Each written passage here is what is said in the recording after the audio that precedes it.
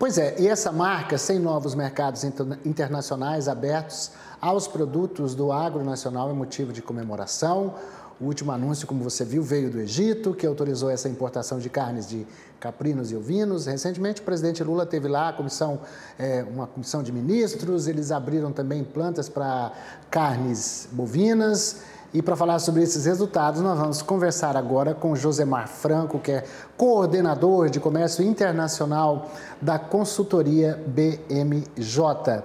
Josemar, obrigado pela sua presença aqui no AgroTarde. Bom, em termos de conteúdo, de abertura de mercados, nós estamos, parabéns. Agora nós precisamos faturar em dólar. Quando é que a gente vai começar a ganhar? Enquanto a gente não está ganhando muito, vamos aumentando os mercados, né? Valteno, boa tarde. É sempre um prazer conversar com a AgroMais. De fato, esse marco de 100 novos mercados desde o início da terceira gestão do presidente Lula é de se comemorar. Se nós compararmos com os 15 primeiros meses da gestão anterior, é quase o dobro de novos mercados abertos.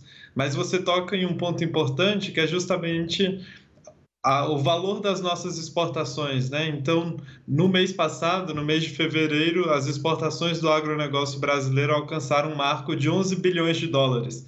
Então, a gente tem uma produção agropecuária crescente, óbvio que depende muito também de questões climáticas, mas o nosso agro, ele é competitivo e ele necessita de novos mercados. Então, a abertura desses 2 novos mercados no Egito é, sem sombra de dúvidas, uma conquista importante para o nosso agronegócio, principalmente para as exportações de carne, mas é importante, sim, que o governo continue focando também em outras questões que são fundamentais, além da abertura de novos mercados, né? Mas questões relacionadas à logística, a transporte, à infraestrutura, porque isso tudo, no fim das contas, determina a competitividade das nossas exportações.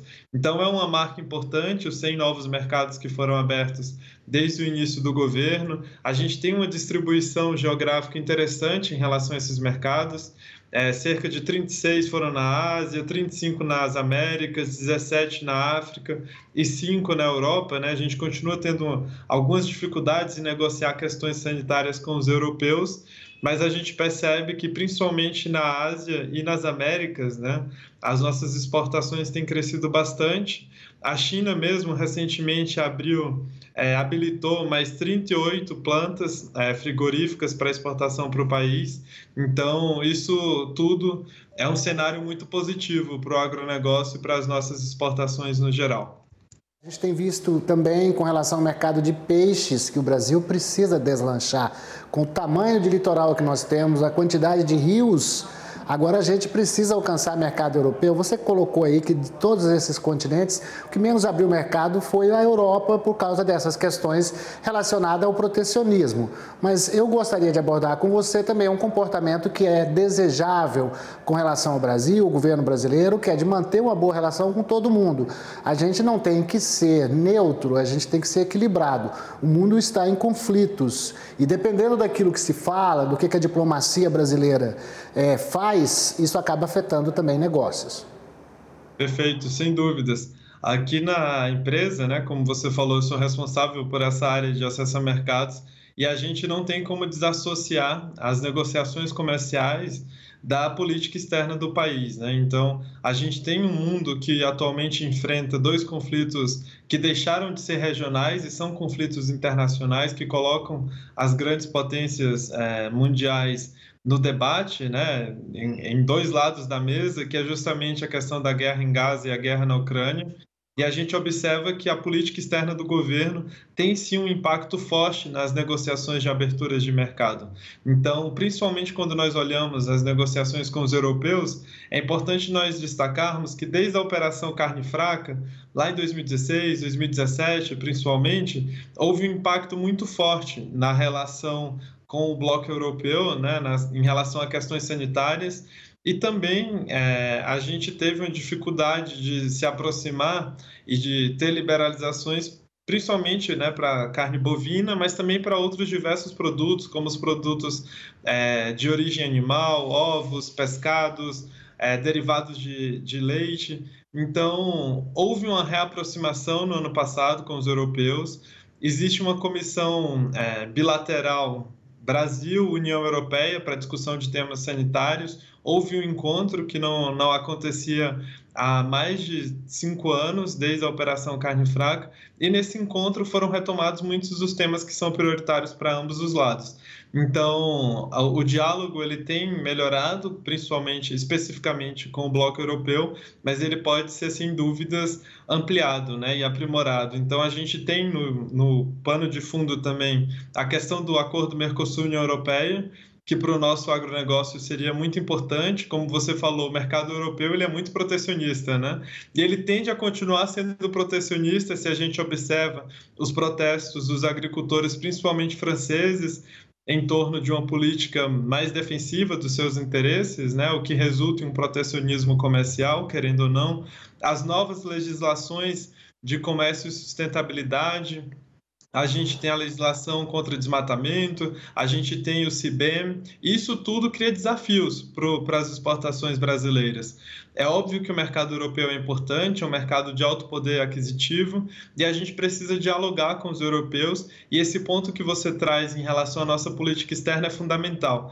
Como se pautar, como se posicionar diante de conflitos que são tão importantes e que vêm impactando as outras diversas áreas, né, do comércio internacional e das relações internacionais, a exemplo do próprio G20, que o Brasil está presidindo neste ano, e a gente observa que há uma dificuldade de se tratar de outros temas porque os países querem focar nesses grandes conflitos, né? Então é um desafio, o governo brasileiro ele tem conseguido atuar de uma forma a não deixar isso impactar diretamente a abertura de mercados. Houve a abertura, por exemplo, do mercado de pescados na Austrália. A Austrália é um país também importante para o nosso agronegócio, porque, apesar de ser um grande produtor agrícola, em alguns setores nós temos pautas complementares, como é o caso da cevada. A Austrália é um dos maiores exportadores do cevada e a gente tem um grande mercado cervejeiro. Então, ter uma boa colaboração com esse país é importante também. Você falou da questão ambiental, dessas leis e exigências ambientais. O que vai acontecer com os produtos brasileiros a partir de janeiro de 2025, lá na Europa, com essa exigência de desmatamento zero? Eles vão barrar os nossos navios lá? Porque a gente tem um código florestal aqui que é rigoroso, se a gente não obedece é multado. Essa questão da rastreabilidade que a gente preza, o que vai acontecer na sua opinião? Essa lei antidesmatamento ela é extremamente importante, né? Então, o agronegócio já observou isso, já está lidando com isso. O governo brasileiro tem realizado uma série de debates e de estratégias para como superar essa legislação, porque você tem, na verdade, apesar da grande preocupação com sustentabilidade, com o meio ambiente, você tem uma preocupação também relacionada ao mercado local, à produção local. Então, o governo brasileiro, e aí a gente precisa entender, né, que é uma atuação conjunta de diversos ministérios, envolvendo o Ministério da Agricultura e Pecuária, o Ministério das Relações Exteriores e o MIDIC. Então, dentro dessa abordagem conjunta, uma série de ferramentas está na mesa, de levar esse tema para o OMC, o que já está sendo feito, de questionar os europeus em relação a muitas coisas que ainda estão em aberto. Então, apesar dessa lei já ter sido aprovada no Parlamento Europeu, uma série de critérios ainda estão sendo definidos. Então, para o exportador, é um mundo de incerteza que ele enfrentará, né? Porque a gente não sabe ainda todas as questões relacionadas à legislação antidesmatamento da União Europeia.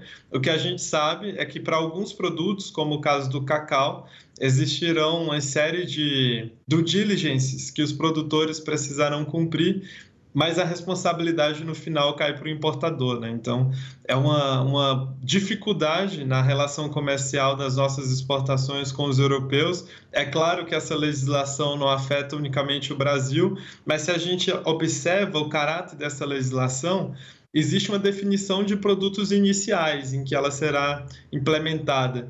E muitos desses produtos são produtos de países tropicais, como é o caso do Brasil e da Indonésia, né? Então, apesar dela não ter esse caráter discriminatório entre países, se você observa os produtos que são objetos dessa legislação, você identifica que são produtos de clima tropical e que, obviamente, o Brasil, nos últimos anos, pelo aumento de desmatamento, ganhou muita notoriedade dentro das discussões no âmbito do Parlamento Europeu.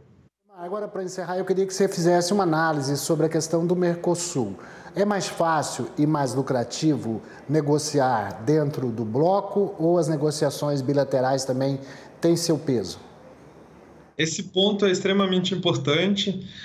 Se nós observarmos as negociações que o Brasil pode fazer fora do Mercosul, as negociações de abertura de mercado são um exemplo. Mas quando nós tratamos de tarifas, de questões tarifárias, né, ou seja, da redução do imposto de importação, da abertura de mercados em relação a tarifas, o Brasil, por conta dos acordos do Mercosul, precisa negociar em bloco, com exceção dos países da América Latina, que são membros da ALAD. Então, por exemplo, o Brasil ele não precisa do Mercosul para negociar um acordo tarifário, um acordo de livre comércio com o México, que é um grande mercado que os nossos exportadores de produtos agrícolas têm muito interesse, né? Existe um interesse muito grande pela uma negociação tarifária com o México, mas quando a gente fala de aberturas de mercado por questões sanitárias, que é o caso desse marco, né, de 100 novos mercados abertos, o Brasil não precisa necessariamente do Mercosul. Ele negocia de forma bilateral com esses outros países e blocos,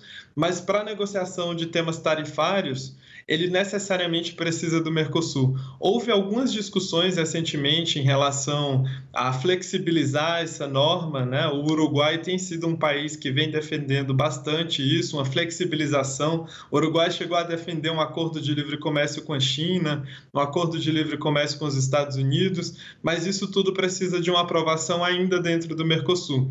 Então, no caso do agronegócio, essas aberturas de mercado que não necessitam do Mercosul são muito importantes, e é o que o Brasil vem fazendo, né, ao longo de vários últimos anos, que é priorizando essas negociações para aumentar a quantidade, a disponibilidade de mercados para onde nós podemos exportar.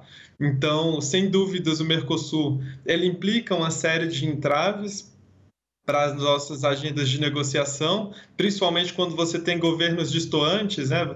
Você tem um governo que tem uma determinada visão no Brasil, um outro governo com determinada visão na Argentina, por exemplo.